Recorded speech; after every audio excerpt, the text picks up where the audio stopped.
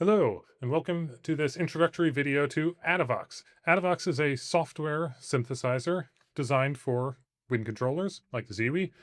It's an additive synthesizer, which means it builds sounds one sine wave at a time. It's a monosynth, so it only plays a single note at a time. And it's available as a standalone app that runs on macOS and Windows, and as plugins in common formats. So this video is going to give a tour of Addivox, showing the factory patches and some of the key features.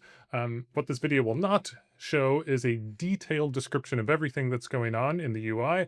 There's documentation for that, and I might make future videos too. And also, this video will not be giving a virtuosic demonstration because I'm still a beginner on the EWI myself. I should say, before I begin, that Addivox is not trying to mimic real instrument sounds as accurately as possible, but as you'll see when we go through the patches, some of these were definitely inspired by real instruments. These are the brass patches.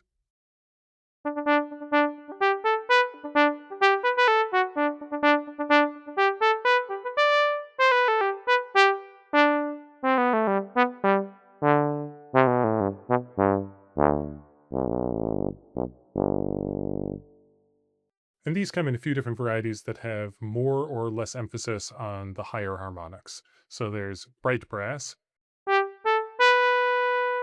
warm brass, mellow brass, and dark brass. Then down a couple octaves.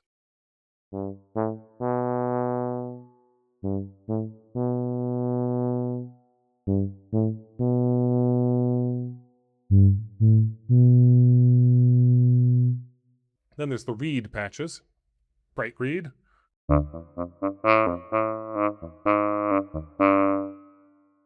Warm reed.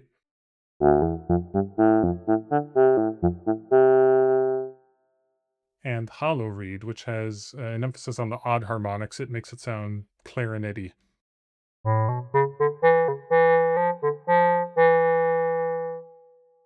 And these reed patches have formants applied to them, which are regions of the frequency spectrum which are more or less emphasized regardless of the note being played. And you can control these in the EQ Edit tab here, and dragging these points around gives a lot of control over the timbre of the sound.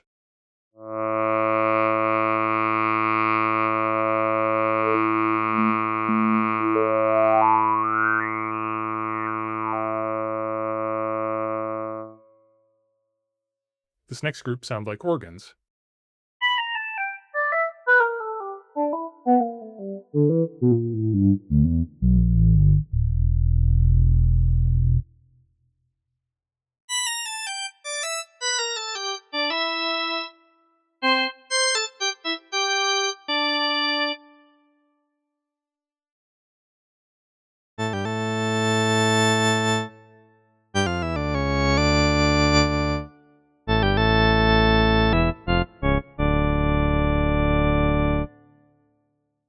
Now these patches are interesting because they contain some variation in that the level and the pan and the pitch of each harmonic can shift around independently as the note plays. And you can see this in the visualization.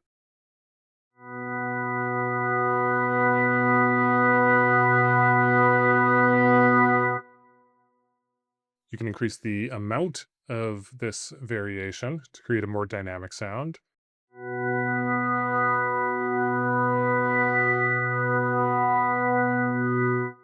And if you increase the pitch variation, you start to get a detuned effect.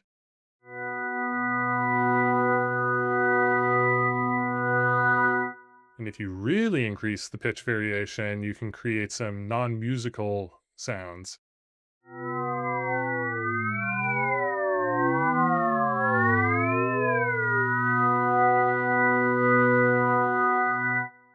Increasing the rate of the variation can make the sound more dynamic.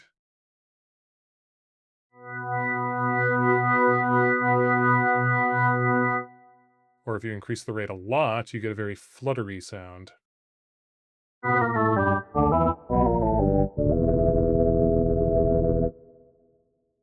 The last group of patches are the simple waveforms, like the saw wave.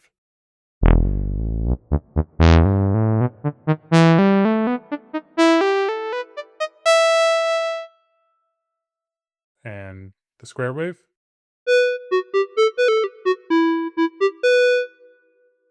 and the sine wave, the simplest of them all.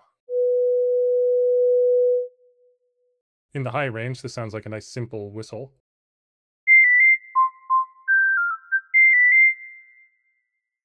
And in the low range, it sounds like a sub bass. Depending on the speakers you're listening on, you might not even be able to hear it.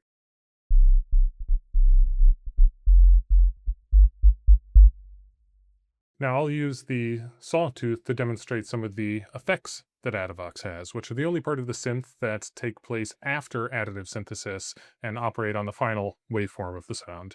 So there's drive,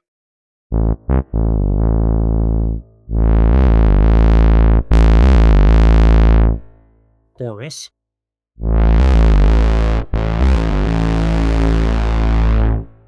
tone, which emphasizes higher or lower frequencies,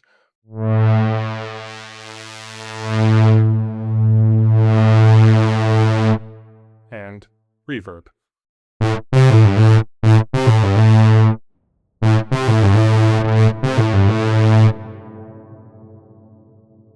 Now all of these are pretty simple one-knob effects, and they're really there for the standalone app version of Addivox, because if you're using this as a plugin in a DAW, then you can turn all of these off and rely on more sophisticated effects plugins to process the Addivox sound. So that's all for this Addivox intro video. Thank you for watching. It is available as a demo version, so you can try it before you buy it. Check out the Addivox website. There's a link in the description. There's lots of information there, including links to the demo version and the purchase page. And if you do purchase Addivox, it's a one-time purchase for macOS and Windows, standalone app, plugins, and you can install it on as many devices as you want. And one final request. I would like feedback from the community. Addivox is brand new. I've been demoing on version 1.0, so I want to hear, what do you like? What do you think needs to change? And I will use this to guide future development.